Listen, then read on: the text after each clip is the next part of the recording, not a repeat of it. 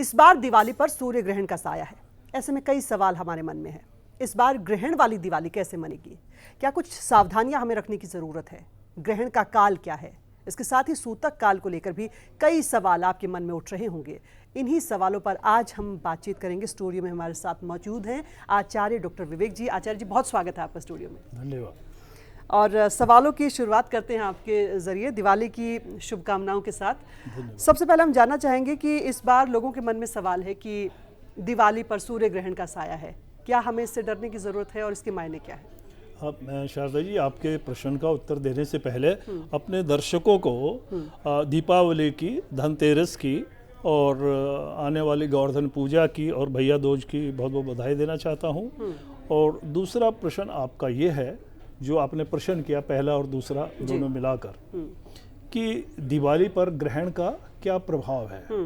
तो मैं सभी दर्शकों को ये बताना चाहूँगा कि दीपावली का जो त्यौहार है वो तो 24 तारीख को मनाएंगे, कल मनाएंगे, और जो ग्रहण है वो 25 तारीख को है। तो अगर इस तरह हम देखें, घटनाक्रम को देखें, तो दीपावली का जो त्यौहार है वो पहले मनाया जा रहा है और ग्रहण का प्रभाव जो है वो अगले दिन है, 25 तारीख को है। और इसको दूसरे इस तरह से भी समझ सकते हैं कि अगर ग्रहण का हम सूतक काल की जैसे बात करते हैं तो सूतक काल भी वो 25 तारीख की मॉर्निंग से ही है और दीपावली का जो त्यौहार है वो तो 24 तारीख की रात्रि को हो जाएगा। तो शास्त्रोक्त भी ये बात है और मेरे अनुभव से और मेरे ज्ञान से भी ये बात है कि दीपावली अपने आप में बिल्कुल वैसे ही शुभ रहेगी जैसे पूर्व में रहती रही है और दीपावली पर इस ग्रहण का कोई भी अशुभ प्रभाव नहीं है। इसके अलावा आचार्य जी, जो मेरे मन में एक सवाल उठ रहा है वो ये कि जब भी ग्रहण की बात होती है तो लोगों को डर क्यों लगता है? क्या वजह होती है? ग्रहण में ऐसा क्या बदलाव आता है जिसकी वजह से लोगों को शायद डर लगता है? आपने बहुत अच्छा प्रश्न किया। असल में इसके पीछे कुछ भ्रांतियां हैं और कुछ जो है वो चीज़ों को प्लेस करने का एक तरीका रहा है, एक नैरेटिव जिस तरह से पास्ट में रहा है, इसको इस तरह से देख सकते हैं कि जो ज्योतिष शास्त्र है वो सनातन है, बहुत पूर्व से है। जब से वेद हैं तब से ज्योतिष शास्त्र है। और ये जो ग्रहण कब होगा, पूर्णिमा कब होगी, अमावस्या कब होगी, प्रतिपदा तिथि किस रोज है, ये जो खगोल मंडल की जो सूर्य और चंद्र को लेकर घटनाक्रम है वो सारा ज्योतिष शास्त्र में उसका विवरण है।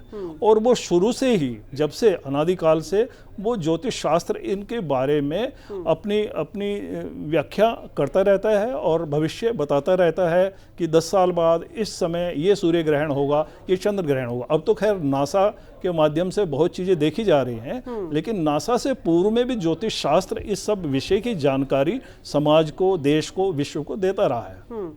इसके अलावा सूर्य ग्रहण में माना जाता है कि कुछ काम नहीं करने चाहिए, कुछ कामों को लेकर प्रतिबंध रहता है। अगर हम सूतक काल को समझना चाहें, सूतक काल क्या मायने क्या होते हैं? देखिए, सूतक काल को मैं इस तरह से समझता हूँ और समझाने की कोशिश करता हूँ कि जो भी घटना होती है, जो भी, इवन हम अपने जीवन में कोई कार्यक्रम करते हैं तो उसकी प्रिपरेशन करते हैं, वो पहले प्रिपरेशन होती है। अब अगर मैं इस तरह से कहूँ कि सुबह सूर्य 7 बजे निकलेगा, लेकिन प्रकाश तो 7 बजे से पहले हो जाता है, तो 7 बजे जब तक सूर्य निकले नहीं, प्रकाश पहले कैसे हो रहा है, जिसे हम उषा काल कहते हैं। तो वो जो प्रकाश पहले आ रहा है, इसका मतलब खगोल में जिस तरह से नक्षत्रों की, ग्रहों की घटनाएं हो रही होती हैं, उनका प्रभाव पहले से आना शुरू हो जाता है, जिस तरह से उषा काल सूर्य के उदय होने से पहले आता है। और हम अपने दैनिक उसमें भी देखते हैं, जब हम कोई कार्य करते हैं तो कार्य का समय तो कुछ और है, लेकिन उसकी प्रिपरेशन पहले से शुरू हो जाती है। प्राचीन ऋषियों ने इसके प्रभाव को इस तरह से देखा कि जब चंद्र ग्रहण या सूर्य ग्रहण होता है तो उसका प्रभाव हमारे ऊपर पीछे 12 घंटे से आना शुरू हो जाता है। वैज्ञानिक आधार पर जानते हैं सर आपसे कि कई बार कहा जाता है कि जब आमतौर पर भी हमारे जीवन में कहा जाता है कि सूरज ढलने के बाद हमें कुछ खाना नहीं चाहिए, हमारे स्वास्थ्य के लिए बेहतर नहीं होता। ऐसे में सूर्य ग्रहण के दौरान कुछ खाने पर प्रतिबंध, कुछ काम करने पर प्रतिबंध, उसके वैज्ञानिक आधार पर क्या मायने रहते हैं? देखिए, जो वैज्ञानिक आधार है वो आज के समय में इस पर बहुत रिसर्च हो रही हैं और पुरातन जो ऋषियों ने इसके ऊपर जो रिसर्च की, उसके जो रिसर्च पेपर हैं वो तो अवेलेबल है नहीं, लेकिन हमने अपने दैनिक उसमें देखा है कि जब सूर्य ग्रहण या चंद्र ग्रहण होता है जी। तो उसकी जो रेडिएशन है, उसका जो प्रभाव है जो धरती पर जहाँ तक वो पहुँचता है, जैसे सूर्य जब निकलता है तो निकल तो कहीं और रहा है, लेकिन प्रकाश पूरे घर में भी फैलता है। प्रकाश घर में तो सूर्य निकल नहीं रहा है, इसी तरह से ग्रहण तो कहीं और हो रहा है, लेकिन उसका जो प्रभाव है, उसका जो रेडिएशन है, वो उसका व्यापक प्रभाव होता है। ठीक है। और अब हमें हमारे दर्शकों को ज़रा ये भी बताएं कि किस वक्त से किस वक्त तक सूर्य ग्रहण का जो साया है वो रहने वाला है। देखिए, आपने बहुत अच्छा पूछा। मैं बात करता हूँ दिल्ली एनसीआर की। दिल्ली एनसीआर में सूर्य ग्रहण 4:29 शाम 25 तारीख को शुरू होगा और उसका मध्य काल 5:30 पर है और सूर्य जो है 5:38 पर अस्त हो जाएगा, लेकिन ग्रहण 6:26 तक रहेगा।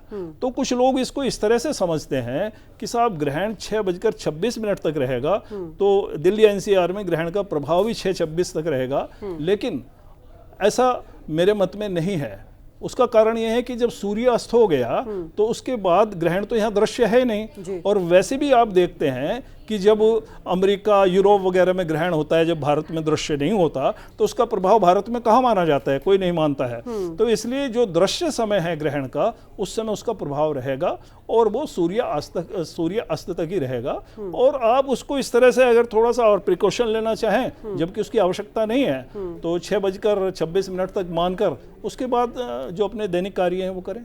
इसके अलावा जैसा कि आपने बताया था कि वैसे तो नुकसानदायक किसी भी तरीके से ये सूर्य ग्रहण नहीं रहने वाला है, लेकिन सावधानियों का भी जब हम जिक्र करते हैं तो कौन सी सावधानी रखनी चाहिए, किन किन बातों का ख्याल रखना चाहिए, क्योंकि त्योहारों के मौके पर कोई भी नहीं चाहता कि किसी भी तरीके से कुछ कमी रह जाए त्योहारों के सेलिब्रेशंस में। देखिए, जहाँ तक दीपमालिका के त्योहार की बात है, उसमें ग्रहण को लेकर कोई सावधानी की आवश्यकता नहीं है, क्योंकि ग्रहण का ना वहाँ सूतक काल है, ना ग्रहण होने का कोई काल है।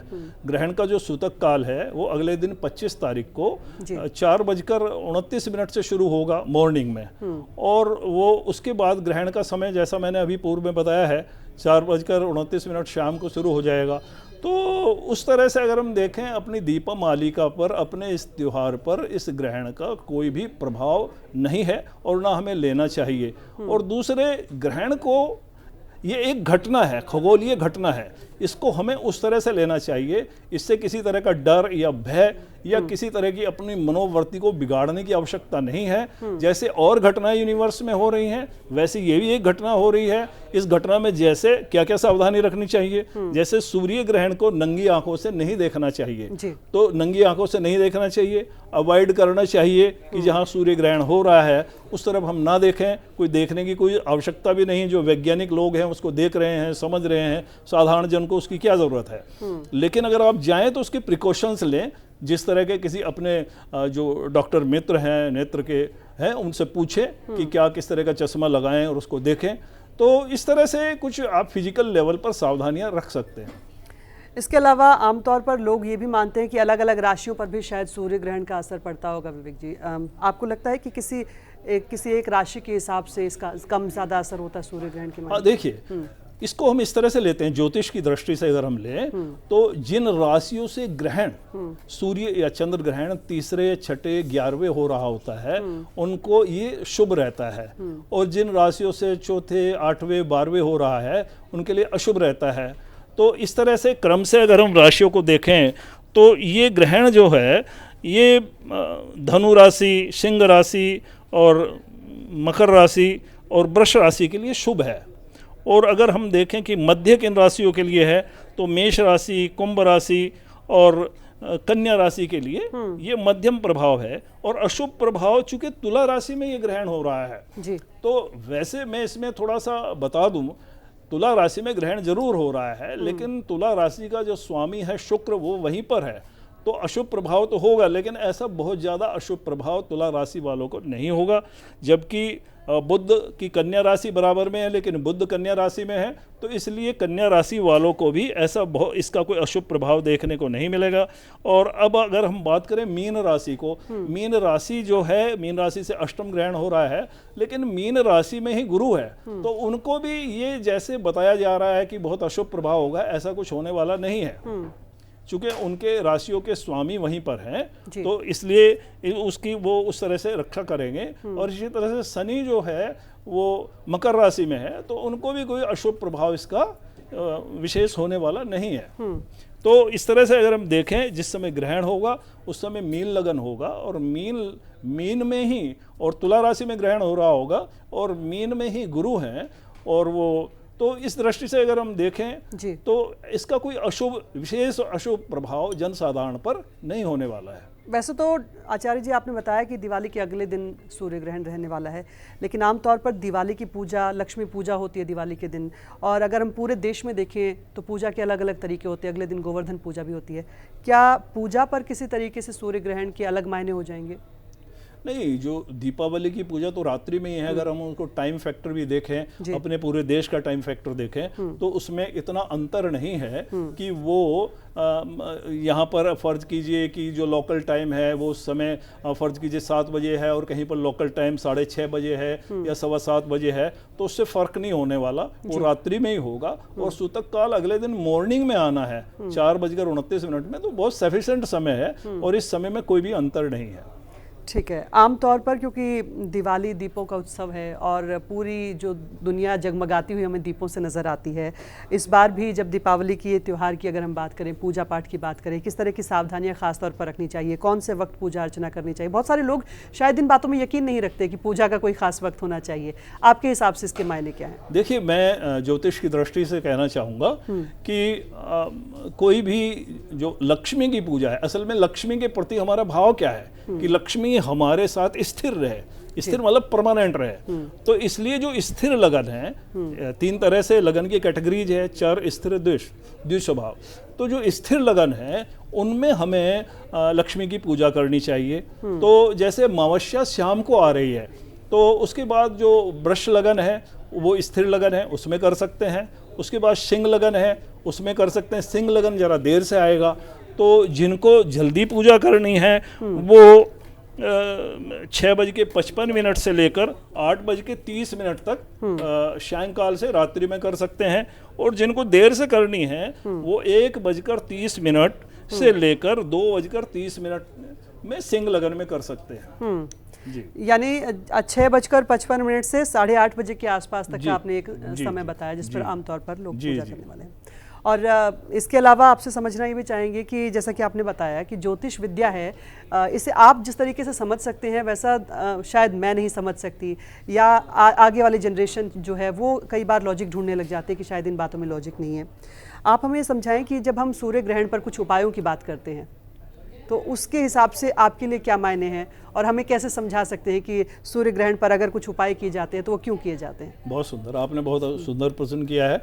मैं इसको इस तरह से समझाता हूँ।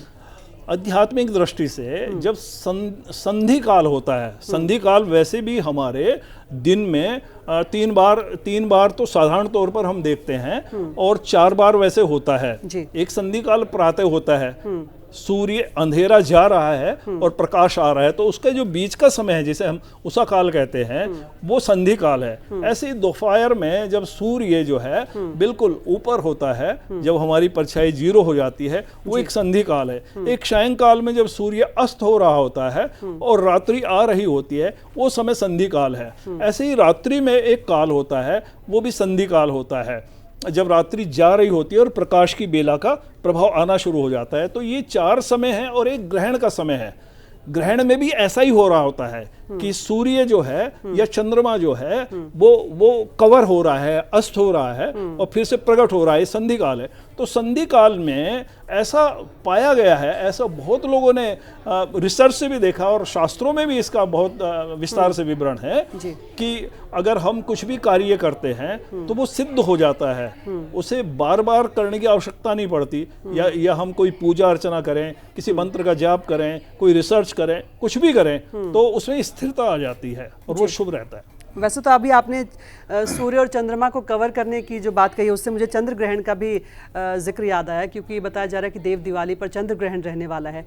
उसकी भी जरा मायने हमें समझाएं हमारे दर्शकों। देखिए, वैसे पूर्व काल में जब भी ऐसा अनुभव में आया है, जब एक ही महीने में चंद्र और सूर्य ग्रहण दोनों दर्शित होते हैं, तो उसका मास पर बड़ा अशुभ प्रभाव देखा गया है।